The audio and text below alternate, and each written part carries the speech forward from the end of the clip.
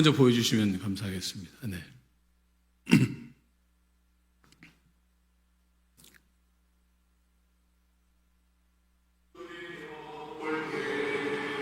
오늘 지켜주게 되는 곳이 우리 하나님 지으신 땅입니다.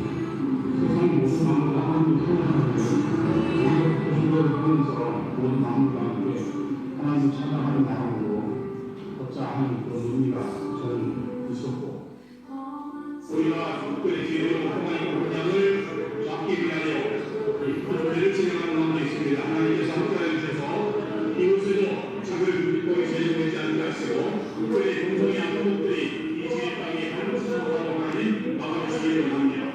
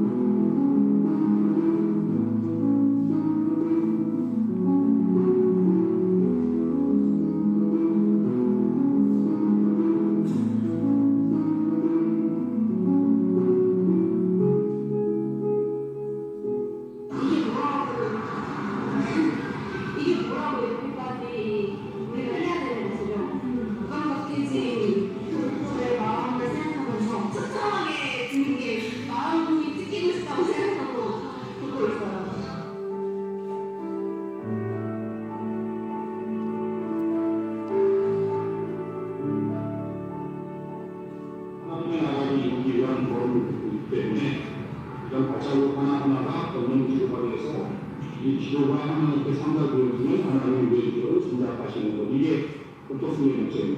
그만하면 신나거든. 그것만 제가 그렇지. 그것만 사려는 나를 잘못 들어갔을 테니까 그것만 사람은 찾아본다 그러거든.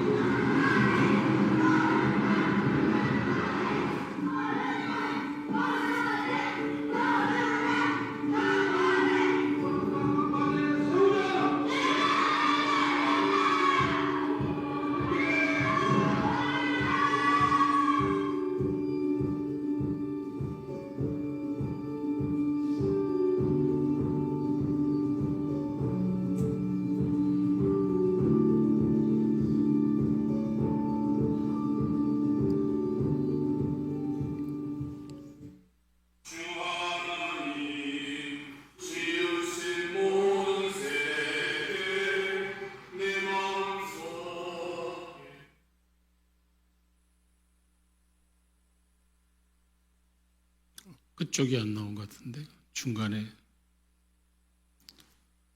영상이 끝났어요? 영상이 원래 저렇게 끝나는 게 아닌데 오늘은 조금 이렇게 잘 안 풀리네요. 저에 대해서 간단히 소개를 좀 해드리도록 하겠습니다. 저는 이름은 홍호수라고 합니다. 생긴 거는 호수같이 안 생겼는데 이름만 이제 호수 같은 이름인데요. 저는 목회자로 한 17년 목회하다가 교단 사무총장을 한 10년, 대학 교수로 2년 있다가 적성이 안 맞아서 교수직을 사표내고, 지금 생각해보면 괜히 사표냈던 것 같아요. 그냥 교수로 은퇴하면 그냥 편안히 살 텐데.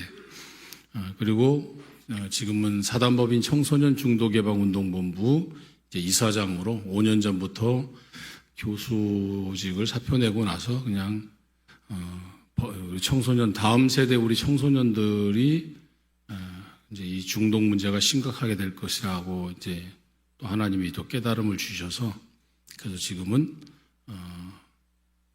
중독 예방에 앞장서서 5년 전에 이제 법인을 만들어서 이제 법인 이사장으로 중독 예방의 일을 하고 있고 그래서 지금 해마다 한 100명씩 전문 강사들을 좀 배출하고 있고 현재 저희 청해보원을 통해서 한 400여 분이 강사들이 배출돼서 교회에서 지역에서 학교에서 이제 중독 예방의 일을 좀 하고 있습니다. 이제 우리나라에서 중독 예방 전문가를 양성하는 곳은 저희 사실은 우리 청해본이 아마 가장 정상적인 방법으로 전문가 양성을 하고 있는 곳이 아닌가 이렇게 저는 생각을 합니다. 그리고 그 외에는 거의 다 이름이 총무나 사무총장, 준비위원장 이제 이런 저는 대표 이 법인 이사장 빼고는 대표를 안 시켜주더라고요. 저도 대표를 좀 하고 싶은데 대표는 안 시켜주고 맨날 사무총장, 준비위원장을 하는데 이게 다 하나님께서 주신 은사인 것 같아요. 저는 특별히 이런 한국 교회를 지키는 일을 하고 싶어서 사실 이제 목회도 이제 멈추고 그리고 교단 사무총장으로 갔기 때문에 그래서 그런지 몰라도 하나님께서 저에게는 주신 은사가 행정적으로 은사를 주셔서 특별히 이제 신학 외에도 이제 석사도 이제 행정대학원을 별도 하고 박사도 행정학을 공부해서 일반 이제 뭐 목회자가 사실 갖고 있지 않은 이제 행정학 박사를 갖고 있는데 그러다 보니까는 이제 주로 한국 교회에서 많은 행사들이 있을 때에 하나님이 저에게 많은 일도 시켜주시고 준비하도록 한 것이 그런 이유가 아닌가 하는 생각도 해봅니다, 사실은. 그래서 특히 우리나라의 이제 기독교 행정학이라고 하는 것을 전공을 해서 제가 우리나라의 6호 박사인데 기독교 행정학이라는 걸 여러분들 잘 못 들어보셨을 것 같아요. 그런데 그 전공을 하고 나서 한국 교회에 이런 많은 일들을 하게 된 것이 저는 좀 굉장히 감사하게 생각을 합니다. 오늘은 제가 여러분들에게 좀 말씀드리고 싶은 것은 이제 걷는 기도와 광장 기도인데 시간이 벌써 3시니까 제가 이제 중요한 것만 좀 말씀드리고 내려가도록 하겠습니다. 먼저 이제 거룩한 방파제를 세우는 이유는 저는 한국 교회를 지키기 위해서 세우는 겁니다. 예수 비전 선교교회가 부흥하고 성장을 해야 해외 선교도 할 수 있습니다. 한국 교회가 무너지면 선교를 못하고 선교사들을 본국으로 다 송환해야 됩니다. 우리가 지금 세계에 가장 많은 선교사를 미국까지도 제치고 선교 한국으로서 한국교회 이 땅에 많은 목회자와 성도들이 전 세계를 향해서 선교사로 나가 있지 않습니까? 거의 미국과 동등한 수준 또는 그보다 앞서 있는 선교사 숫자를 우리 대한민국 한국교회가 내보내고 있는데 한국교회가 무너지면 선교사들은 선교를 할 수가 없습니다. 본국에 있는 한국교회가 기도를 하고 후원을 해줘야 선교를 할 수 있는 거 아닙니까? 근데 교회가 무너지면 어떻게 되겠어요? 수많은 선교사들이 다 본국으로 송환돼야 됩니다. 선교를 더 이상 할 수가 없습니다. 그래서 저는 한국교회를 지키는데 그럼 한국교회가 지금 멀쩡한데 왜 한국교회를 지킨다고 하는 이야기를 하느냐? 한국교회를 위협하는 가장 아주 무서운 세력이 하나 있습니다. 그게 바로 성혁명 세력입니다. 그걸 쉽게 얘기하면 바로 동성애입니다. 이걸 우리나라에서는 차별금지법이라고 하는 것으로 밀어붙이고 있습니다. 그러니까 미국이나 서구 모든 교회들이 무너진 이유는 바로 이 차별금지법, 동성애를 막지 못해서 교회가 다 무너진 겁니다. 그러니까 한국 교회도 이 차별금지법을 막지 못하고 동성애의 확산을 막지 못하면 교회도 무너지게 되어 있습니다. 그건 미국이나 카나다나 유럽에 있는 모든 교회들이 이미 보여줬습니다. 교회가 이것을 막지 못하면 교회는 무너진다. 그래서 한국 교회는 이 차별금지법, 이 동성애를 막지 못하면 교회는 무너지게 되어 있습니다. 그래서 한국 교회를 지킨다는 표현이 과할지는 모르겠지만 바로 한국 교회를 무너뜨리기 위해서 이 성혁명의 악한 세력들이 아주 그냥 물밀듯이 밀려오고 있는 이 시대에 우리가 지금 살고 있습니다. 왜냐하면 학교에 가면 우리의 자녀들이 바로 이 동성애 성혁명 교육을 받습니다. 초등학교, 중학교, 고등학교, 뭐 대학은 말할 거 없고 일반 사회도 마찬가지고 우리나라의 모든 문화, 방송, 미디어, 영화, 우리 청소년들이 접하고 있는 모든 부분에서 바로 이 동성애는 우리가 알든 모르든 우리가 원하든 원하지 않든 지금 우리 사회, 우리 문화를 이미 다 잠식하고 있습니다. 그렇기 때문에 다음 세대 우리 청소년들이 교회를 떠나는 이유 중에 하나도 바로 이런 세속적인 문화 때문에 그렇습니다. 그래서 이 거룩한 방파제는 바로 이 시대에 한국 교회를 지키는 운동입니다. 로마서 오늘 12장 2절 말씀에 제가 말씀을 우리가 사회자님께서 읽어주셨던 것처럼 우리는 이 시대를 분별할 줄 아는 사람이 되어야 되고 하나님 말씀과 기도로 깨어있는 목회자와 성도들만이 바로 이 동성애를 막아낼 수 있고 차별금지법을 막아낼 수가 있습니다. 그러기 위해서 우리가 힘을 모아야 되는데 힘을 모으려면 뭐 교파나 교단이나 이렇게 모아서는 안 됩니다. 이제는 이 시대에 정말 하나님 말씀과 기도로 깨어있는 목회자와 성도들이 하나 되어서 힘을 모으지 않으면 막을 수 없는 게 바로 동성애 차별금지법입니다.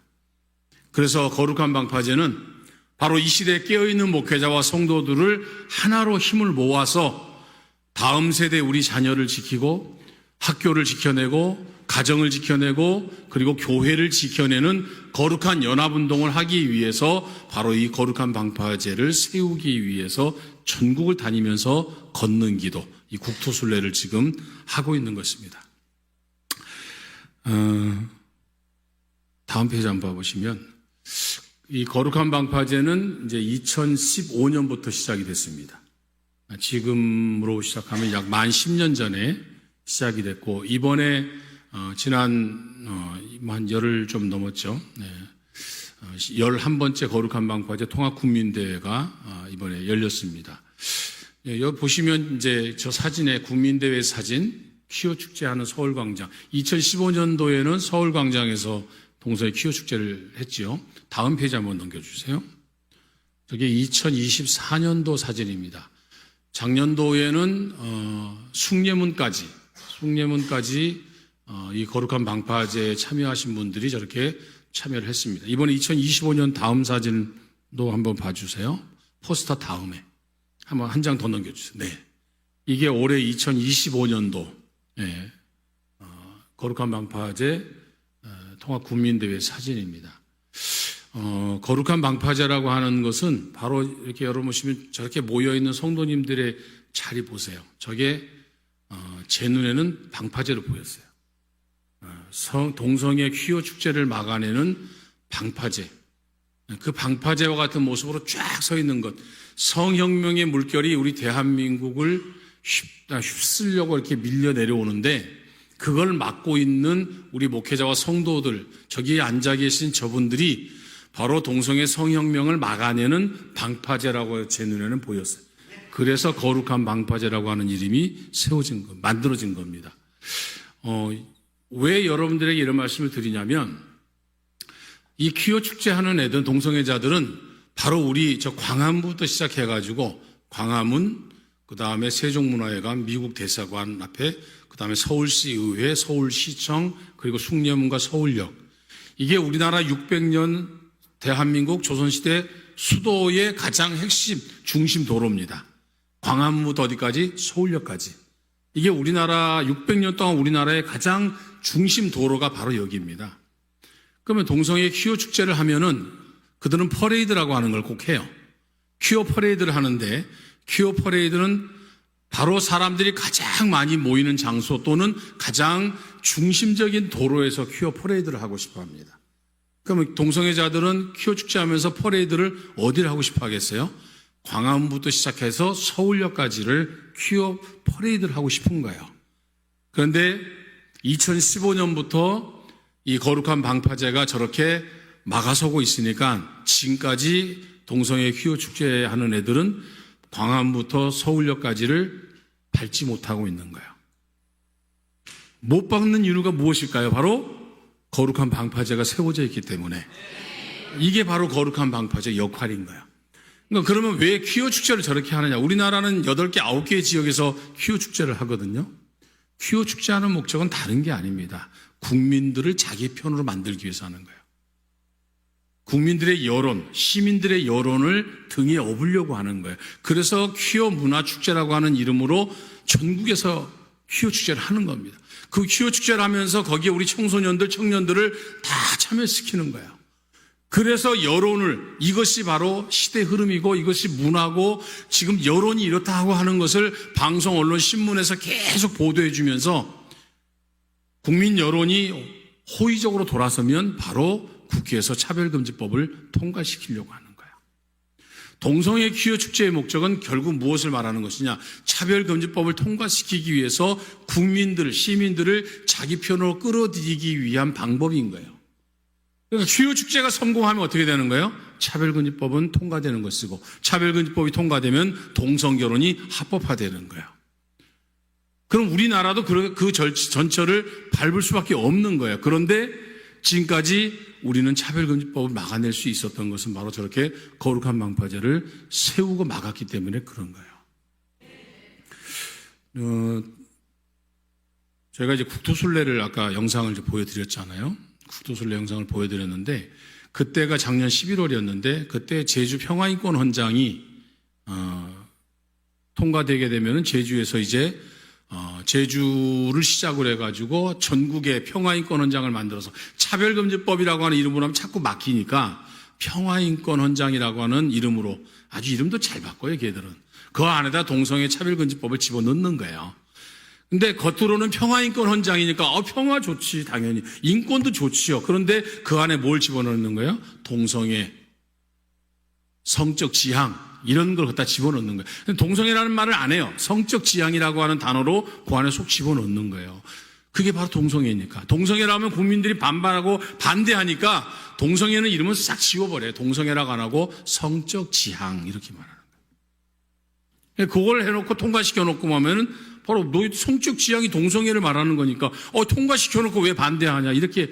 그러니까 국민들이 모르고 깨어있지 못하면 이 시대를 분별하지 못하면 당하는 거예요. 그러니까 깨어있으니까 그 모든 법안에, 모든 조례에, 학생인권 조례에 우리가 다 불을 켜고 쳐다보는 거예요. 그 안에 성적 지향이라고 하는 단어가 있는지 없는지. 그게 들어가면 바로 동성애를 말하는 거예요. 그걸 다 찾아내가지고 막고 있는 운동을 지금 하고 있는 거예요. 학생인권 조례도 그 중에 하나인 거예요. 도시에서 만들어내는 조례들도 다 마찬가지입니다. 그 안에 성적 지향을 다 집어넣는 거예요. 인권에 관계된 법안을 다 우리가 들여다보는데 그 안에 성적 지향이 들어있는 건 바로 동성애를 옹호하기 위해서 만든 거예요. 그건 다 찾아내가지고 일일이 지금 반대하는 일들을 하고 있는 거 아니겠어요? 이번에 대통령이 바뀌면서 정부 부처 하나를 여성가족부를 뭘로 바꾸려고 하는 거예요? 성평등으로 바꾸려고 하는 거예요. 여성가족부를 갖다가 이제는 성평등이라고 하는 이름으로 정부 부서를 지금 바꾸려고 한단 말이에요. 그래서 지금 우리가 그걸 반대하는 거예요. 성평등이 왜 안 좋아? 좋지. 겉으로는 성평등이에요. 그 성평등 안에는 뭐예요? 젠더 교육, 바로 동성애가 다 들어있기 때문에 그런 거예요. 그런 교육을 하기 위해서 이름을 성평등 가족부로 바꾼다는 거예요. 근데 국민들은, 일반 국민들은 성평등 가족부 괜찮은데 여성 가족부보다 성평등 가족부면 남성, 여성 성평등이잖아. 겉으로는 사람들을 그렇게 속이는 거야. 그런데 그 안에 뭘 말하는 거예요? 바로 동성애, 젠더, 성적 지향을 그 안에 다 집어넣고 교육을 시키기 위해서 성평등 가족부라고 이름을 짓는 거예요. 근데 국민들, 모르는 국민들은, 이 시대에 말씀과 기도로 깨어있지 않는 사람들은 성평등 가족부 하면 야 좋다라고 하지만 그 안에 바로 무엇이 숨겨져 있는 거예요? 바로 동성애가 숨겨져 있는 거예요. 그러니까 우리는 반대하는 거죠. 제가 국토순례 할 때에 주문진을 통과할 때에 방파제를 짓고 있는 공사를 하고 있었어요. 여러분 어촌마을에 가면은 다 방파제를 만들어 놓습니다. 왜 방파제를 만들까요? 여러분 생각에는 방파제를 왜 만든다고 생각하세요? 그냥 방파제 없으면 자연이 더 아름답잖아요. 푸른 바다가 있고, 그죠? 얼마나 이뻐요. 그런데 거기에다가 콘크리트 덩어리로 공사를 해놔가지고, 거기다가 삼각분 모양의 덩어리 다 집어넣어놓고, 그렇게 해놓으면 바다를 오염시키는 것 같고, 아름다운 자연이 아니라 인위적인 인공 콘크리트로 만들어 놓은 그 방파제가 보이면, 그것이 아름답지 않잖아요. 그런데 왜 어촌 마을에는 방파제를 다 세울까요? 이유는 단 한 가지죠. 제가 3차 국도 순례할 때에 이제 주문진을 동해안을 순례할 때에 거기서 방파제 공사하는 걸 제가 보고 일부러 거기 일하시는 어르신한테 질문을 했어요. 어르신 지금 뭘 만들고 계세요? 그랬더니 그 어르신이 방파제 만들지? 그랬어요. 네, 방파제 만드는 걸 제가 아는데 질문을 한 거죠. 왜 방파제 만드시냐고 물어봐야 되는데 제가 방파제 만드는 거라고 하는 거 알면서 그냥 질문은 뭘 만드세요만 제가 질문했는데 그분은 만드는 목적까지 저한테 설명을 했어요. 훌륭하신 분이죠. 어르신 지금 뭐 만드세요? 방파제 만들지? 그 다음 말이 저에게 좀 충격적이었어요. 물이 쳐들어오니까 그랬어요. 물이 쳐들어온다는 표현이 그 지역의 어부들은 그냥 태풍이 몰려오고 풍랑이 치고 높은 파도가 치고 이렇게 표현을 한 게 아니라 물이 쳐들어오니까 방파제 만든다 그렇게 표현했어요. 이게 현실적이죠. 네. 성혁명의 물결이 우리의 자녀들에게 지금 쳐들어오고 있고 우리 가정을 무너뜨리는 동성애가 쳐들어오고 있고 우리 자녀들의 교육 현장인 학교의 동성애가 쳐들어가고 있고 교회의 동성애가 쳐들어오고 있는데 우리는 거룩한 방파제를 안 만들고 있으면 막아낼 수 있을까요? 못 막죠. 성혁명, 이 동성애가 쳐들어오고 있는데 우리는 잠만 자고 있으면 되겠습니까? 안 되잖아요. 그래서 우리가 깨어서 막아내야 되는 그 운동이 바로 거룩한 방파제 운동인 거예요. 이거는 아무나 하는 것이 아닙니다. 교회 다니고 예수 믿는다고 다 하는 게 아니고 이 시대에 정말로 하나님 말씀과 기도로 깨어있는 목회자와 성도들이 아니면 막아낼 수 없는 게 바로 거룩한 방파제인 거예요. 우리 한국교회가 지켜지려면 우리 한국교회는 거룩한 방파제를 세워야 됩니다. 전 세계를 선교하려면 한국교회가 무너지지 않아야 되는데 동성애 차별금지법이 통과되는 순간 한국교회는 무너지게 되어 있습니다. 왜 무너지는지는 앞으로 목사님 앞에 여러분 상담을 해보시든 아니면 교육을 받으시면 알 거예요. 왜 차별금지법 통과되면 교회가 무너지는지 아주 정말 무섭다고 하는 것을 알게 됩니다. 그건 나중에 여러분들이 기회 될 때, 그 홍우수 목사님 와서 동성애 차별금지법 통과되면 교회가 무너진다고 하는데, 교회가 망한다고 하는데, 왜 그래요, 목사님? 우리 목사님 너무 잘하고 계시거든요. 그것도 나중에 한번 다 들어보세요. 자, 한번 영상 하나 보여주세요. 아까 저 두 번째 영상 좀 보내줄까요? 여기.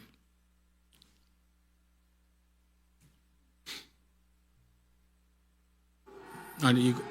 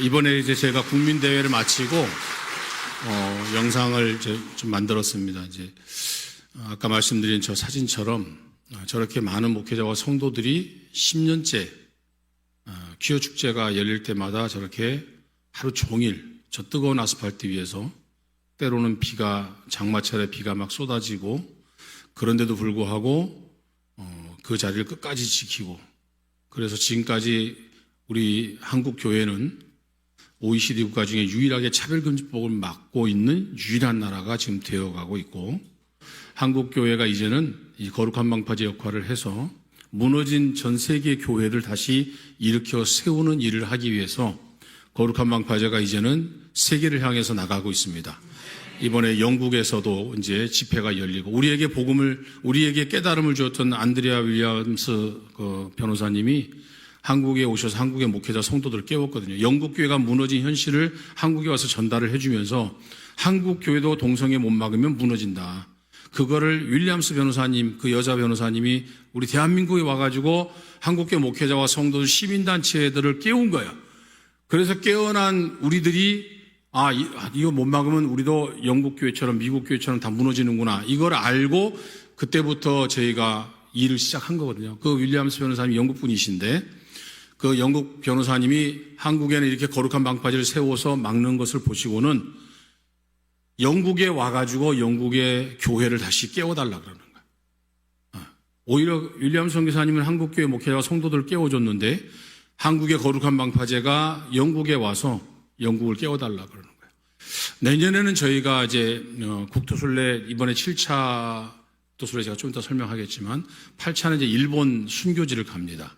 아까 오늘 일본 선교 말씀하셨는데 일본 선교지도 저희가 가서 일본을 깨워야겠다 하는 생각이 들어서 이제 일본으로도 제가 지금 내년 준비를 하고 있는데 이처럼 거룩한 방파제는 한국 교회를 지키는 일을 하고 있고 그 사명을 감당하기 위해서 10년째 저렇게 사명을 감당하고 있다는 것 말씀을 드립니다.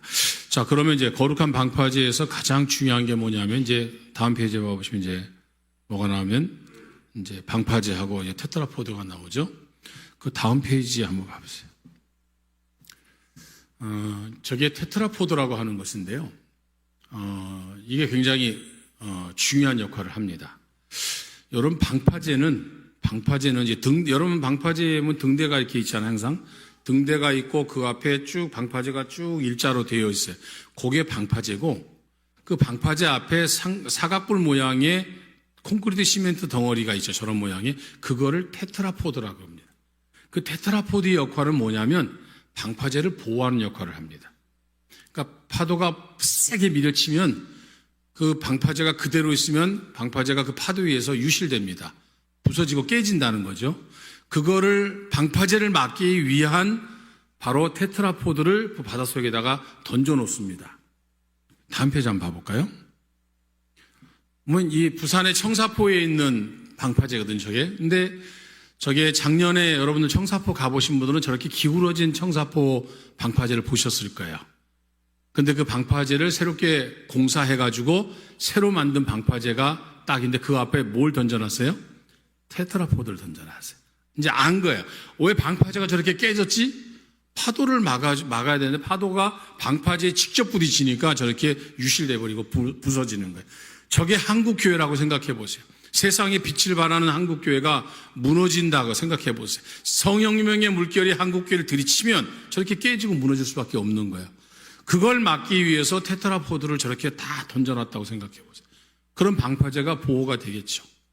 복음을 전하는 한국교회가 무너지지 않겠죠. 그 다음 페이지 한번 제가 다시 보겠습니다. 방파제가 여러분들 저렇게 보면은 위에는 별로 많이 안 보여요. 그런데 바닷속에는 저렇게 많은 테트라포드가 던져져 있어요. 그러니까 눈에 보이는 것은 몇 개밖에 안 보이는데 실제적으로 바다미 속에는 수십 개, 수백 배가 더 많이 던져져 있는 거예요. 자, 이 얘기를 다시 얘기하겠습니다. 한국교회를 지키려면 한국교회 목회자와 성도들 한 사람 한 사람이 테트라포드가 돼야 된다는 거예요. 많이 깨어날수록 방파제를 든든하게 지킬 수 있는 겁니다. 그리고 방파제를 크게 만들 수도 있는 거예요. 큰 방파제를 만든다는 이야기는 큰 태풍 풍랑이 몰려올 때에 방파제 크기를 크게 지어야 될 거 아니에요. 그러려면은 얼마나 많은 테트라포드가 있어야 되겠습니까? 그러니까 결국 이 싸움의 이 전쟁의 승리는 어디에 있느냐? 얼마나 많은 목회자와 성도들이 깨어나느냐에 달려 있는 거예요. 그들이 많이 깨어나면 깨어날수록 우리는 거룩한 방파제를 크게 만들 수가 있는 겁니다. 그 거룩한 방파제가 우리의 가정을 지키는 것이고 교육 현장인 학교를 지켜내는 것이고 우리 교회를 지키고 우리 대한민국을 지키는 겁니다. 그래서 거룩한 방파제에서 가장 중요한 역할은 바로 테트라포드입니다. 이 테트라포드가 저와 여러분이 되어야 된다는 거예요. 그러니까 거룩한 방파제는 누구냐? 바로 저와 여러분입니다. 우리가 거룩한 방파제가 되면은 막아낼 수가 있습니다. 그런데 우리가 그 역할을 하지 않으면 한국 교회는 무너집니다. 아까 말한 청사포의 그 등대처럼 방파제처럼 성혁명의 물결이 몰아치면 교회는 균열이 가게 되고 깨어지게 되고 결국은 등대가 세상을 향해서 빛을 발하지 못하고 무너지게 되는 겁니다. 그게 서구 유럽의 교회들이 그 전철을 밟고 있습니다. 우리 목사님이 전 세계를 향해서 복음을 증거하러 선교하러 다니시잖아요. 가보시면 우리 목사님은 누구보다 더 잘할 거예요. 유럽의 교회가 제대로 지금 예배 모이는 교회가 몇 개나 있겠어요. 네. 그걸 봤을 때 우리 한국 교회도 이것을 막아내지 못하면 그런 어려움이 있다 하는 것, 아니 어려움 정도가 아니고 무너진다 하는 거 우리가 분명히 알아야 됩니다. 그러려면 이 테트라포드 한 사람 한 사람이 얼마나 중요한지 몰라요. 제가 울진에 우리 국도순례단과 함께 울진 지역을 갈 때에 3차 국도순례할 때에 그 바닷가를 걸어갈 때 그래도 좋은 분들을 하나님 만나게 해주셨는데 그 중에 한 분이 지금 83세가 되신 박진수 장로님이라고 하는 분이 계세요. 근데 그분은 제가 만날 때 80세 때 만났거든요. 근데 80세인데도 배를 타시고 고기를 잡으셔요. 그 장로님은. 근데 80세 때 제가 그 장로님을 만났는데 그 장로님이 저한테 이제 그날 저녁에 우리 국도순례단을 초청해서 이제 저녁 식사를 대접한다고 제가 매일같이 걸어가기가 힘드니까 장로님이 저희를 이제 대구로 초대하셔서 우리 단원들을 이제 식사를 대접하셨어요. 네. 그날 아침에 배 타고 나가서 잡으신 고기, 게를 이제 삶아주시고 식사를 하는 자리에서 저한테 질문을 하나 하셨어요, 장로님이. 뭐라고 질문하시냐면 이렇게 심해요. 목사님, 그 테트라포드, 방파제에 있는 테트라포드 한 개의 무게를 아십니까? 라고 물어봤어요. 그러니까 방파제를 보호하기 위해서 테트라포드는 알고 있었는데 그게 무게가 얼마나가 되는지 몰랐어요. 그러니까 테트라포드 무게가 그때 장로님이 얘기하는 것은 보통 5톤, 10톤 이렇게 얘기하시더라고요. 일반적으로 5톤짜리, 10톤짜리가 제일 많이 쓰인대요. 그래서 저는 몰라서 잘 모르겠습니다 했더니 장로님이 그 한 개의 무게가 보통 작은 게 5톤, 더 큰 건 10톤, 5톤, 10톤짜리를 바닷속에 저렇게 수백 개를 던져놔야 결국 방파제를 보호하는 테트라포드가 만들어지는 거예요. 그런데 이 장로님 하신 말씀이 정말 또 저한테 충격을 줬는데 이렇게 얘기했어요. 근데 그 10톤짜리 되는 테트라포드도 그 방파제도 큰 태풍이 몰려오거나 풍랑이 몰려올 때 그 10톤 되는 그 테트라포드가 그 풍랑에 의해서 어떻게 움직이는 줄 아시냐? 그래서 모르죠. 이렇게 직접 표현하세요. 그 풍랑이나 태풍이 몰려올 때 그 10톤 되는 테트라포드가 바닷물 속에서 휙휙 날아다닌다는 표현을 썼어요. 저는 그 말이 그 장로님이 어부시고 한평생 배를 타고 고기를 잡으신 분인데 10톤이면 얼마나 무겁습니까? 저 같은 사람 10명이면 이제 1톤이에요. 제 몸무게를 공개해버렸네요. 네. 저 같은 사람 10명이 모이면 1톤이란 말이에요. 저 같은 사람 100명이 모이면 이제 10톤이 되는 거예요. 저는 가끔씩 엘리베이터 6명밖에 안 타는데 왜 삐소리가 나나. 저 제 탓이라고 하는 걸 제가 압니다. 예. 이 무게가 10톤이나 되는 무게가 작은 무게가 아닙니다. 예. 근데 이것이 큰 풍랑이 몰려올 때는 바닷물 속에서 휙휙 나요. 여러분은 이제 어떤 재난 영화 같은 거 보면 아마 막 배들이 막 그냥 물 속에서 휙휙 돌아가는 거 아마 보셨을 거예요. 그게 진실이에요. 그게 사실이 팩트입니다. 그러니까 10톤짜리 돌덩어리가 바닷물 속에서 휙휙 날아다닌다는 표현이 맞는 거예요. 저는 그 장로님 하신 말씀을 듣고 10톤짜리 돌도 큰 풍랑이 오면 날아다니는구나 바닷물 속에. 그러니까 유실된다는 뜻입니다. 그래서 저기 있는 테트라포드들이 빠져나간다는 뜻이잖아요. 저렇게 한 개 있어가지고는 안 되고 10개 있어서는 안 되고 테트라포드가 저렇게 100개, 1000개, 10,000개씩이 있어야 큰 풍랑이 와도 방파제를 지킬 수 있다. 그 뜻입니다. 저는 그 교훈을 그 장로님에게서 깨달은 거예요. 아, 테트라포드가 많으면 많을수록, 깨어있는 목회자와 성도들이 많으면 많을수록 한국 교회는 안전할 수 있겠구나. 그래서 테트라포드가 많아야 되는데 그러려면 깨워야 됩니다. 무엇으로 깨워야 되느냐? 하나님의 말씀과 기도로 깨워야 됩니다. 세상은 영화를 봐도 TV를 봐도 소설을 봐도 웹툰을 봐도 뭘 봐도 다 친동성애적입니다. 그걸 다 비화시켜놨어요. 아름답게 표현해놨어요. 그래서 사람들이 그걸 보면은 이제 괜찮은 줄 알고 다 중독되는 거예요. 그게 중독이에요. 제 표현을 말하면 우리로 말하는 성중독과 같은 것이죠. 동성애가 괜찮은 것처럼, 아름다운 것처럼. 그것이 하나님이 진노하시는 범죄라고 생각을 안 하는 거예요. 하나님이 심판하시는 무서운 죄라고 생각하지 않는 거예요. 동성애가 오히려 좋은 것이다 생각하고 오히려 동성애를 반대하는 사람들을 오히려 나쁘게 표현하잖아요. 혐오주의자라고. 동성애 반대하는 저와 여러분은 혐오주의자예요. 혐오주의. 그렇게 표현을 해놓잖아요. 그래서 저와 여러분이 바로 이런 부분들을 생각하면서 거룩한 방파제를 세워야 된다. 다음 페이지 한번. 아까 국토순례 얘기했지 않습니까? 지금까지 저희가 우리 국토순례단이 6차까지 국토순례를 마쳤어요. 저 지도를 한번 보시면 우리나라의 동서남북과 제주도는 선포식, 점이 찍혀져 있는 곳은 선포식을 한 도시입니다. 저 점을 다 연결을 하셔야 돼요. 왜냐하면 우리가 걸어서 저렇게 다 연결을 해야 되는 거죠. 선을 연결 안 해놨는데 저 동그란 점을 다 연결을 하시면 우리가 걸은 겁니다. 그러면 동서남북이 지금 다 걸어서 저렇게 막아놨겠죠. 저게 영적으로 보면은 방파제를 세운 겁니다. 성혁명의 물결이 대한민국에 쳐들어오지 못하도록 거룩한 방파제를 75개를 제가 세워가지고 지금 우리나라의 동서남북과 제주도를 한 바퀴를 다 도는 거예요. 그렇게 돌아서 거룩한 방파제를 지금 세웠습니다. 저희가 한 3,000km를 지금까지 걸었습니다. 근데 3,000km를 걸었는데 살이 안 빠지다, 저는. 그래서 사람들이 많이 저한테 그래요. 정말 걸었냐고. 걸었어요. 1m도 빼지 않고 걸었습니다. 그 많은 2,770km를 걸었는데, 사람들이 다 그래요. 걸었는데 살도 안 빠지냐고. 네. 여러분, 걸으면 살은 안 빠집니다.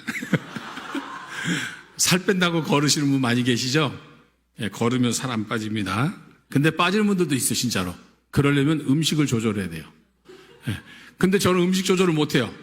하루 종일 걷는데 배고파 죽겠는데 삼시세끼 다 먹어도 걸을까 말까 하는데 삼시세끼 더 많이 먹자, 밥을. 안 먹으면 못 걸으니까, 힘드니까. 얼마나 많은, 하루에 옷을 3번씩 갈아입어야 돼요. 땀이 나면. 여름철에는. 그러니까 막 응급실에도 2번씩 실려가죠. 예. 죽을 고비도 넘기죠. 진짜로 그런 죽을 고비 넘겼어요. 전 2번이나. 예. 진짜 힘듭니다. 이제 그렇게 거룩한 방파제를 왜 세워야 되냐면 성혁명의 물결을 막아야 되니까. 예. 저렇게 누군가는 막기 위해서 몸부림을 쳐야 하나님이 그래도 불쌍히 여기시지 않겠어요? 행위가 구원을 준다 그런 의미가 아니라 저 동성애를 막기 위해서 얼마나 저렇게 몸부림치면서 우리 성경은 죄와 싸울 때 피 흘리기까지 싸우라고 했던 것처럼 동성애를 막기 위해서 목숨까지 내어놓고 저렇게 길을 걸으면서 하나님 앞에 기도하는 사람들이 우리 대한민국과 한국교회는 있다라고 하는 것을 하나님께서 보시기 때문에 그래서 저희가 저렇게 걷는 거거든요. 앞으로 281개를 세워야 되는데 앞으로 200개 이상을 더 세워야 되죠. 그래서 이번 9월 1일부터 또 650km를 걸어서 이번에는 대통령도 탄핵당하고 선거도 치고 교회가 요즘에 하는 일들은 다 이렇게 안 되는지 모르겠어요. 그 선거 이후에 많은 우리 크리스찬들 목회자와 성도들이 다 낙심해서 좌절해가지고 무기력증에 빠지고 이제는 해도 안 돼. 다 그러더라고. 왜 그럴까 보니까는 다 지금 우리나라 현실이 지금 그렇게 되니까 반성경적이고 반기독교적인 것은 잘 되는데 성경적이고 기독교적인 것은 다 안 되는 것 같은 세상이 되고 말았잖아요. 그러다 보니까 많은 분들이 다 의기소침했어요. 그 이번에 거룩한 방파제 할 때도 많은 분들이 걱정한 거예요. 정말 사람들이 나올까? 낙심해가지고 안 나올 거 아닌가? 그렇게 생각해요. 다행스럽게도. 정말 거룩한 방파제 역할 하시는 분들은 낙심하지 않더라고요. 절망하지 않더라고요. 오히려 그것이 하나님의 뜻이고 오히려 한국교회 목회자 성도들이 깨어야 된다는 말씀과 회개해야 된다는 말씀을 우리에게 주시는 말씀인 것이죠. 세상이 저렇게 미쳐 돌아가도 우리 그리스도인들만큼은 정신 똑바로 차려야 된다는 얘기고, 정신 똑바로 차린 사람들만이 말씀과 기도를 통해서 거룩한 방파제를 세워야 한다는 것을 말씀하고 계시는 거 아니겠냐는 거예요. 그래서 이번에 고민하다가 우리 사무총장님하고 준비하고 기도하다가 이번에 국토순례를 어떻게 할까? 원래는 일본을 가려고 했어요. 그런데 일본 순교지를 가려고 했는데 거기도 하나님의 은혜가 있는 순교지가 있더라고요. 그래서 거기를 갈까 하다가 아니지. 우리 대한민국에 있는 목회자 성도들부터 다시 힘을 내라고, 다시 우리가 마음을 가다듬고 다시 한 번 더 한국교 목회자 성도들이 다시 힘을 내고 용기를 내고 다시 이 악과 죄악과 세상과 싸울 수 있는 용기를 주기 위해서 한번 다시 하자. 그래서 어디로 가냐? 이번에 국내 순교지를 가기로 했어요. 양화진 저 선교사님, 우리 조선 땅에 우리 대한민국을 위해서 복음을 전해주시고 이 대한민국 땅에서 목숨을 거두신 선교사님들의 무덤이 바로 양화진입니다. 그 양화진에서 예배를 드리고 시작을 해서 제암리를 통해서, 그다음 병점을 통해서 일제시대 때 순교당한, 그리고 아펜젤러 선교사님이 순교한 군산, 전주 이런 지역, 우리가 이름도 모르는 선교사님들이 많이 한국에서 질병으로 돌아가셨더라고요. 그런 지역을 통해서 나중에는 저 영광, 그리고 저 신안 문중경 전우사님이 있는 데까지 대략 다 돌 수는 없을 것 같고 한 달 동안 할 수 있는 곳이 바로 순교지를 계산해보니까 650km가 나오더라고요. 이번에 9월 1일부터 제가 거의 한 달 가까이 제7차 국토순례를 순교지를 정했어요. 왜? 우리는 이제 순교적인 신앙과 자세로 싸워야 된다. 그 마음이 없이는 우리는 또 무너질 수밖에 없다. 이제는 천국 갈 각오하고 이 세상과 싸우고 죄악과 싸우고 동성애와 싸워야 되지, 우리가 관광 다니고 여행 다니는 마음으로 싸울 수 있는 건 아니다. 그런 시대는 이미 지났다. 그러기 위해서는 이번 순교지를 통해서 우리가 다시 한번 국토순례를 하고 한국교 목회자와 성도들에게 순교적인 자세의 신앙을 다시 갖고 우리 힘을 모아서 다시 싸웁시다라고 국토순례를 이번에 7차 국토순례를 이렇게 정했습니다. 여러분들도 기도해 주시고 함께 해 주시면 감사하겠고요. 다음 페이지 한번 봐보시죠. 제가 국토순례를 하는 것이 하나님이 어떻게 역사하시는지를 우리가 한번 생각해 봤으면 좋겠습니다. 이게 굉장히 중요한 이야기입니다.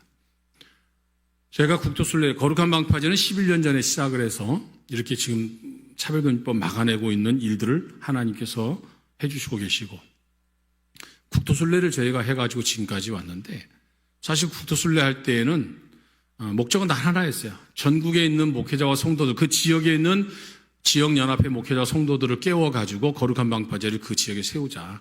우리나라는 현재 동성애 키우 축제를 8개, 9개 지역에서 해마다 열거든요. 이렇게 조그만 나라에서 이렇게 많은 동성애 키우 축제 여는 나라는 우리 대한민국밖에 없어요. 그러니까 얼마나 영적인 싸움이 치열한지를 우리가 알아야 되는 거죠. 자, 그런데 보세요. 우리나라 8개, 9개 지역에서 키우 축제를 전국에서 열면서 막 어떻게 해서든지 우리 청소년들, 젊은 세대들을 미혹해가지고 동성애자 만들려고 키우 축제라는 이름으로, 문화 축제라는 이름으로 지금 저렇게 하고 있잖아요.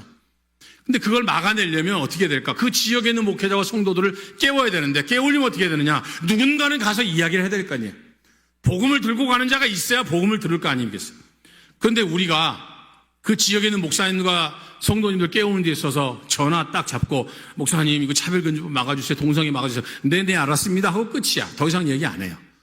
말로는 전화로는 다 그렇게 얘기합니다. 그리고 차 타고 가가지고 얘기하면, 목사님 이거 급하니까 좀 막아주시고, 여기도 반대하고 시위도 해주시고, 네네 알았습니다 그렇게 하고 해주는 데도 있고 안 해주는 데도 있고, 그게 끝이에요. 움직이질 않아요. 그 지역에 있는, 지역을 대표하는 기독교연합회가 움직여줘야 돼요. 금천구면 금천구 기독교연합회가 움직여줘야 되잖아요. 어느 지역이든지 다 기독교연합회가 있단 말이에요. 그런데 그 기독교연합회 임원들이 움직이고 살아 있어야 어떤 문제가 발생하면 그 지역의 지자체 법안도 막을 것이고 퀴어 축제가 열리면 힘을 모아가지고 같이 연합해서 퀴어 축제도 막을 것이고 그러려면 지역의 연합회가 깨어나야 되잖아요. 그럼 가서 그분들을 깨우고 그분들에게 설명을 하려면 어떻게 하는 게 가장 좋을까? 고민할 수밖에 없어요. 제가 교단 사무총장을 10년을 해보니까 목사님들의 마음과 심정을 누구보다 더 잘 알아요. 안희환 목사님은 예수비전교회 성도님들의 목회를 하니까 성도님들을 다 알고 있을 거예요. 하나부터 일 거예요. 아까 헌금도 하니까 그 글귀 하나를 보고도 이미 다 알잖아요. 그분들의 마음과 심정이 어떤지. 그게 목회자거든요. 그러니까 대리 목회하는 사람들은 회개해야 되는 거예요. 예. 죄송합니다. 방송 안 나가죠? 예. 큰 교회 목사님들 좀 깨어있으라고 하는 얘기예요. 예. 그런데 보세요. 목사님이 목회할 때 성도들 다 알고 있는 것처럼 제가 목회자가 아니고 교단 사무총장을 10년을 해보니까 저는 목회자들을 관리하는 교단 사무총장이거든요. 맨날 만나는 게 목사님만 만나는 거예요. 장로님들만 만나고. 그러니까 목사님들이 무슨 생각하고 있는지 더 잘 알아요. 그러니까 가짜 목사는 제가 감별사입니다. 네. 저 양반이 진짜인지 가짜인지 저한테 데리고 오면 제가 확인해 드릴게요. 왜냐하면 저는 진짜 목사님들을 수없이 봤기 때문에 가짜 목사님인지 아닌지를 구별할 수 있는 거예요. 제가 가짜 목사들하고 10년을 있었으면 저는 가짜 목사를 분별을 못해요. 여러분 감별사들이 진품을 보고 배운 사람들은 가짜를 발견할 수 있지만 가짜 골동품 가지고 공부한 사람은 진품을 몰라봐요. 이해되셨어요? 진리와 신앙도 똑같은 겁니다. 목사님들의 생각을 다 들여다보고 있거든요. 10년을 그렇게 살았으니까. 그런데 그 모습들 중에서 목사님들을 깨우고 목사님들이 여기에 관심을 갖게 하려면 어떻게 할까? 제일 중요한 건 목사님들은 그래도 착해요. 네, 목사님들의 심정은 그래도 목사님들은 세상 사람들보다 착합니다. 그러니까 다시 말하면 마음이 움직이면 행동을 해요. 감동을 받으면. 그게 목사님들의 심정이 그래요. 근데 목사님들의 마음이 감동이 안 오면 절대 안 움직여. 누가 뭐라고 해도 안 움직여 목사님들은. 근데 목사님들에게 감동을 주는 방법을 찾아야겠다. 그러면 전화로 해서는 안 되겠다. 차 타고 가가지고 KTX 타가지고 가서 만나도 안 되겠다. 하나님이 저에게 직접 가라 그러더라고요. 걸어가라 그러더라고요. 저는 그 깨달음을 주셨을 때 제가 다시 물었어요. 걸어가라고요? 아니 그 좋은 KTX 놔두고 비행기 놔두고 자가용 놔두고 걸어가라고요? 근데 하나님이 하신 말씀은 정확한 거예요. 국도순례단이 그렇게 걸어가니까 저 목사님이 걸어 다닐 사람이 아니고 저 목사님 정도면 차 타고 가서 얘기해도 될 사람인데 직접 걸어가지고 저렇게 온다고? 그리고 저렇게 성도들이 직접 걸어가지고 온다고? 무엇 때문에? 동성애 차별금지법 막아야 된다고. 그거 설명하려고. 그거 막기 위해서 예배 같이 드려달라고. 그 선포식이라고 하는 예배를 드려줘서 우리 지역도 동성애 반대하고 차별금지법 반대한다고 하는 걸 하나님 앞에 예배 드려달라고 그거 해달라고 찾아온다는 거예요. 근데 예배 드려달라고 동성애 막자고 예배 드려달라는 목사님이 안 돼, 못해 이러겠어요? 그것도 걸어와서 부탁하는데. 그러니까 움직이는 거예요. 그 하나님의 방법은 정확한 거예요. 그 75개 지역에 그래서 거룩한 방파제를 세운 거예요. 주종 목사님들이 그거 안 해줘요. 전화 가지고 차 타고 가면 절대 안 해줍니다. 그런데 걸어가니까 하나님의 방법은 정확했던 거예요. 그 281개를 그래서 세워야 되는 거거든요. 제가 2차 국도순례를 갈 때에 목포에서 저 임진각까지, 파주 임진각까지 이제 596km를 걷는데 그때는 국도순례 한 지 얼마 안 됐어요. 그 국도순례를 몰랐어요. 사람들도 많이 모르고 국도순례 하는지도 몰랐어요. 그 참여하는 사람들도 없었어요. 그때 3명이 본격적으로 한 사람은 3명. 그리고 지역에서 이제 조금씩 참여한 사람들은 이제 몇십 명 왔다가 하루 하고 가고 이런 분들 있고 실제적으로 완주한 사람은 3명밖에 없었어요. 저하고 우리 지금 같이 온 우리 황선화 사무총장님하고 부산에 있는 여자 전도사 신재 전도사님이라고 하는 3사람. 그러니까 여자 2하고 저하고 셋이서 596km를 그 더운 여름에 8월 달에 그걸 걸은 거야. 막 지열은 37도, 38도. 군대 가도요, 32도 이상 되면 훈련도 안 해요. 군인들도. 근데 37도, 8도 되는 그 길을 아침부터 저녁까지 걷는 거야. 밥만 먹고 걷고, 걸으면서 기도하는 거야. 그러니까 아까 옷을 3번씩 갈아입어야 된다 그러죠. 물에 젖은 것처럼 땀으로 온 옷이 다 젖어요. 조금 젖는 게 아니에요. 땀을 흘리면 여기만 이렇게 나오는 게 아니고, 겨드랑이만 조금 묻는 게 아니고, 전체가 땀으로 옷이 다, 완전 색깔 전체가 다 변해요. 그걸 3번씩 갈아입어야 돼요. 하루에. 그렇게 하면서, 걸으면서 하나님 우리 대한민국을 차별금지법 맡겨주시고, 한국교회가 깨어나게 하시고, 한국교회 목회자 성도들이 동성애만큼은 하나가 돼서 맡겨달라고 그 기도 제목 하나 가지고 그렇게 걸은 거예요. 그렇게 걷고 난 다음에 작년에 저 12.7이라고 하는 한국교회 200만, 아마 여러분 참여하셨죠? 네. 그 일이 어떻게 이루어진 것이냐. 여러분은 뭐 부산의 소년 목사님 영상 보셔서 아실 거예요. 대법원에서의 동성결혼 합법화 시켜주는 것과 같이 동성애자 피보험 부양자들을 의료보험 혜택 주는 것이 이제 통과가 됐잖아요. 그러니까 이 소년 목사님 하나 기도하니까 너무 기가 막힌 거죠. 이게 말도 안 되는 일이 우리나라에서 벌어진 거니까. 그래서 이걸 막아야 되는데 어떻게 할까 하다가 고민하다가 생각나서 그 아들한테 야 이거 막아야 되는데 이거 어떻게 해야 되느냐. 그 소년관 교수가 거룩한 방파제 홍호수 목사님한테 전화하세요. 그랬다는 거예요. 그러니까 그분은 나를 몰라요. 근데 그 아들은 거룩한 방파제를 알고 있었던 거야. 그러니까 그 손 목사님이 저한테 전화를 하신 거야. 목사님 이러이러해서 이렇게 네 그렇죠. 저희도 그 막으려고 지금까지 싸우고 있는 것이고 기도하고 있는데 목사님 거룩한 방파제가 이거를 막아주세요. 그래서 제가 그 전화를 받자마자 뭐라고 하겠어요? 그 막읍시다 그랬지. 합시다. 함께 하겠습니다. 그래서 그 목사님 전화 받고 나서 시작을 한 거예요, 그게. 그리고 나서 그 목사님이 누구에게 전화했냐면 저 대전 새로남교회 오정호 목사님한테 전화를 하셨어요. 그 오정호 목사님이 그 당시 때 합동총회 총회장님이었어요. 합동총회는 우리나라에서 가장 큰 교단이거든요. 그래서 그 총회장님이 움직여줘야 한국교회가 움직여주니까. 그래서 그 총회장님한테 전화해서 총회장 통화 마치고 나니까 총회장님도 함께 하겠습니다. 도와드리겠습니다라고 얘기했는데 알고 보니까 그 오정호 목사님 우리 거룩한 방파제 대표 회장님인 거예요. 이게 우연일까요? 그 두 분한테 전화를 했는데 거룩한 방파제 사무총장이 저한테 전화, 국토순례단장이 저한테 전화를 제일 먼저 하고 그 다음에 합동총회 총회장님한테 전화했는데 그분이 거룩한 방파제 대표인 거예요. 그렇게 해서 시작된 것이 바로 12.7이고 우리 거룩한 방파제 모든 직원들이 사무국을 만들어서 극동방송에서 거의 3달 가까이를 준비하면서 12.7을 저렇게 해낸 겁니다.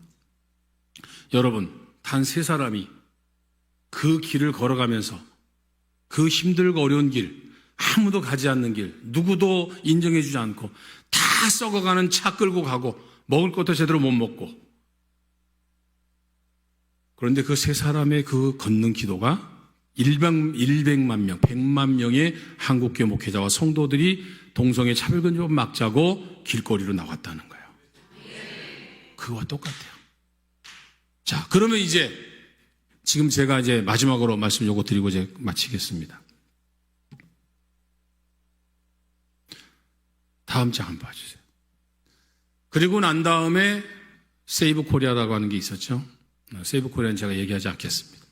마음이 아파서 절반의 성공 절반의 실패라서 마음이 아파서 세이브 코리아는 제가 얘기하지 않겠습니다. 나중에 뭐 세이브 코리아에 관계된 일은 추후에 나중에 5년 후에 여기에 대한 간증은 제가 5년 후에 하겠습니다. 네. 자, 그 다음에 지금 제가 하고 있는 게 리바이벌 광장기도회입니다. 여의도 광장기도회인데 지금 한 3개월째 세이브 코리아를 마치고 난 다음에 바로 시작한 것이 바로 리바이벌 코리아 광장기도회입니다. 여기는 제가 대한민국의 큰 대형 집회는 거의 다 제가 주관을 했다라고 생각을 합니다.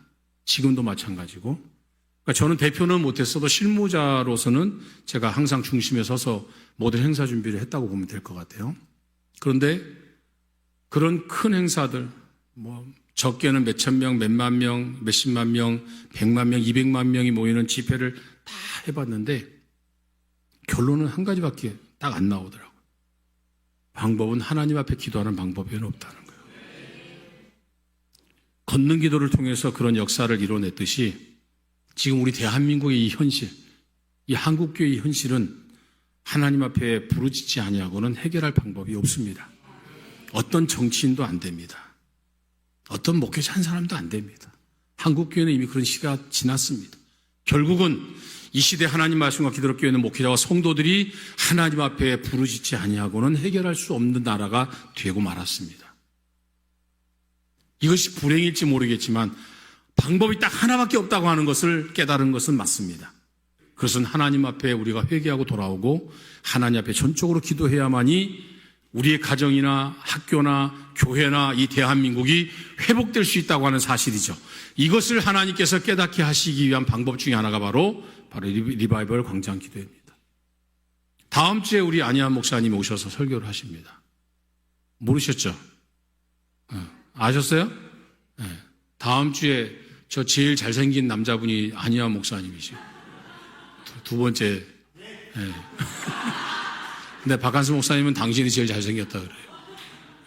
어제 오셔서 어제 설교하셨는데 그분은 이제 저하고 제가 가끔씩 소개하고 나면 저보다 잘생겼다고 얘기를 꼭 하셔요. 내가 잘생긴 것 같은데.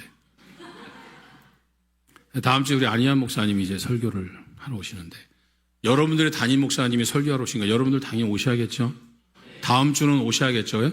그 다음 주는 못 오신다 할지라도 우리 목사님이 그래도 여의도 광장에서 나라와 민족을 위해서 다음 세대를 위해서 그 뜨거운 그 광장에서 설교를 하시고 기도회를 인도하시는데 우리 성도들이 가서 힘이 되줘야지. 안희환 목사님이 오셨는데 성도가 더 줄었네. 그러면 되겠습니까? 아니죠. 여러분들이 다음 주에는 더 많이 오셔서 우리 목사님 말씀 전하시고 그 진리의 말씀, 생명의 말씀 전해주시고 다음 세대에 희망과 소망을 주는 말씀을 전할 때 여러분들이 거기 오면 진짜 덥습니다. 근데 천막은 쳐드려요. 국민대회는 천막 안 쳐줬는데 거긴 의자와 천막까지 쳐드립니다. 그러니까 좀 업그레이드 시켜드렸으니까 덜 힘드실 거예요.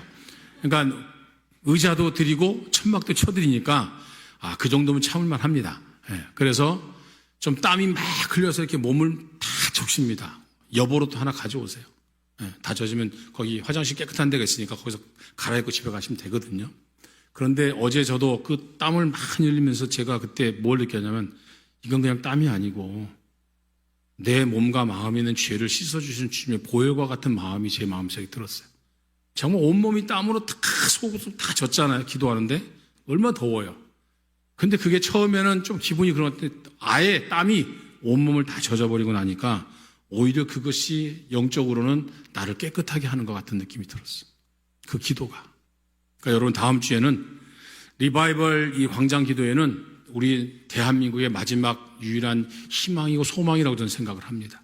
그렇게 기도하고 있고 전국의 50개 지역에서 매주마다 나라와 민족을 위해서 기도하는 기도가 있고 그리고 다음 세대를 세우기 위해서 광장학교 교육을 시키는 옛날에는 국민학교라고 그랬잖아요. 근데 지금 초등학교라고. 국민들의 수준이 다 초등학교 수준으로 떨어진 것 같아서 마음이 아픈데 그래서 국민광장학교라고 그렇게 이름을 지었어요. 대한민국 모든 국민들을 이 광장학교에서 다시 재교육하자.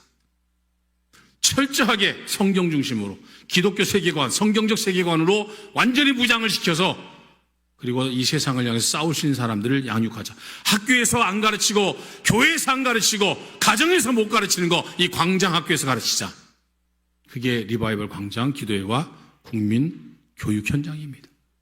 여기에 오셔서 여러분들 배우시고 그리고 기도하셔서 다음 세대 우리 대한민국 살리를 유일한 길은 바로 저는 여기에 있다고 생각을 합니다. 이 리바이벌 광장 기도회를 여러분들 꼭 생각나시다 기도해 주시고 특별히 다음 주는 우리 안희환 목사님 오셔서 말씀 전해 주시니까 여러분들 꼭 참석해 주셔서 은혜의 시간이 됐으면 좋겠습니다. 이제 마지막으로 제가 이제 말씀을 좀 드리고 싶습니다. 이게 바로 뭐냐면 이제 제가 이제 국토순례 걷는 기도를 하는데 이 걷는 기도가 사실 굉장히 힘들고 사실 어렵습니다. 광장 기도에도 사실 힘들고 어려워요, 사실. 그런데 이걸 멈출 수 없는 이유가 있습니다. 걷는 기도를 하든 광장 기도를 하든 우리가 걸으면서 기도하든 광장에서 기도하든 우리가 기도하면 하나님은 일하신다는 거예요. 저는 그걸 확실하게 믿습니다. 그걸 체험을 수없이 하기 때문에 확실하게 저는 말씀드릴 수 있습니다. 걷는 기도든 광장 기도든 교회에서 하는 모든 기도든 그 기도를 하면 하나님이 움직이신다는 거예요. 근데 우리가 기도 안 하면 하나님이 일 안 하십니다. 움직이시지 않아요. 우리가 기도하면 하나님은 일하신다. 저는 그걸 정말 말씀드리고 싶어요. 걷는 기도든 광장 기도든. 그리고 그 기도를 들으신 하나님은 역사하신다. 우리 하나님은 살아계신 하나님이신 믿습니다. 그래서 하나님이 역사하신다는 건 저는 확실히 믿습니다. 그게 걷는 기도고 광장 기도라고 생각합니다. 제가 걷는 지역이 있습니다. 우리가 거룩한 사람은 아닙니다. 하나님만 거룩하십니다. 그런데 여러분 시편 89편에 보면 하나님이 다윗에게 기름을 부으실 때에 다윗이 사무엘 선지자를 통해서 기름 부음 받았어라고 사무엘서는 그렇게 기록되어 있잖아요. 그런데 시편 89편에는 이렇게 기록하고 있어요. 다윗에게 부으신 기름은 거룩한 기름이라 그렇게 나왔어요. 거룩한 기름을 부었다 그랬어요. 이 시대에도 거룩한 하나님의 성령이 우리에게 임해야 됩니다. 그게 걷는 기도고 광장 기도입니다. 우리가 그렇게 기도할 때 하나님이 우리에게 거룩한 기름을 부어주셔야 되는 거예요.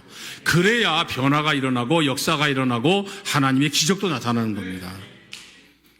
오늘 두서없이 제가 말씀을 전했지만 여러분들 영상 한번 보시면서 한번 우리가 이제 한번 합심으로 한번 기도하겠습니다. 먼저 예수비전 선결교회를 위해서 한번 기도하시고 우리 안희아 목사님을 위해서 기도하시고 그리고 거룩한 방파제 그리고 국토순례를 위해서 한번 기도하도록 하겠습니다. 영상 한번 보도록 하겠습니다.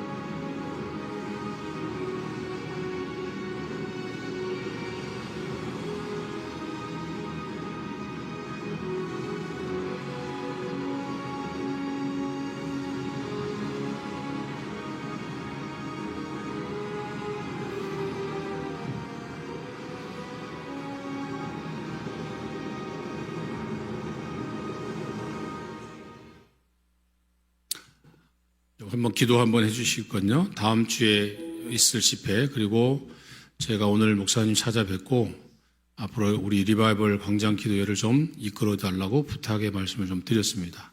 젊은 목회자들을 좀 이끌어 주시고 여기 함께하는 젊은 목사님들이 계시는데 우리 저희가 목사님을 또 모셔서 지도자로 대표로 또 모셔서 목사님이 한국교회를 다음 세대를 세울 수 있는 리더와 지도자로서 좀 역할을 좀 해주셨으면 좋겠다고 제가 오늘 정중히 부탁의 말씀을 드렸습니다. 여러분들 그 기도가 이제 어떻게 목사님께서 응답을 하시고 어떻게 답변해 주실지는 저도 잘 모르겠습니다만 여러분들이 기도해 주셔서 우리 안희아 목사님이 앞으로 이 대한민국의 희망과 소망이 되는 리바이벌 광장 기도회를 잘 이끌어 가실 수 있는 리더와 지도자가 되게 해달라고 기도해 주시고 그리고 한국교회와 그리고 거룩한 방파제를 위해서 우리 한번 합심으로 주여 한번 부르시고 한번 기도하겠습니다. 주여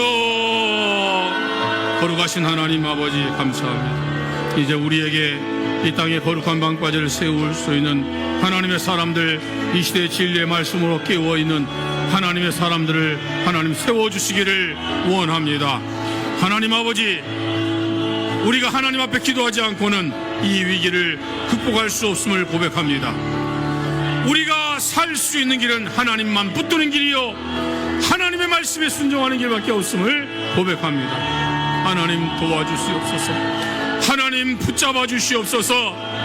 우리 대한민국과 한국교회를 붙잡아 주시고 우리의 가정과 학교와 우리 다음 세대를 붙들어 주시옵소서. 하나님만이 살아계시고 역사하시고 우리를 하나님만이 이끌어 주실 줄 믿습니다. 나의 하나님 나의 아버지 우리를 불쌍히 여겨 주시옵소서. 긍휼히 여겨 주시옵소서. 하나님 말씀대로 살아갈 수 있도록 우리 하나님 아버지 함께해 주시기를 간절히 빌고 원합니다. 주여 아버지 아버지 아버지 하나님 도와주시옵소서. 특별히 안현 목사님 예수비전 선교교회를 사용해 주시고 하나님이 귀하게 사용해 주시며 하나님이 역사해 주시고 하나님께서 긍휼히 여겨 주시기를 간절히 빌고 원합니다. 하나님 아버지, 하나님 역사해 주시옵소서. 목사님 마음을 감동시켜 주시고 하나님 움직여 주셔서 주의 뜻을 이루어 주시기를 간절히 빌고 원합니다. 함께해 주실 하나님을 찬양합니다. 주여 주여 주여 도와주시옵소서. 아버지 하나님 함께해 주시고 역사하여 주시옵소서. 함께하실 주님을 찬양합니다. 주님 도와주시옵소서. 아멘.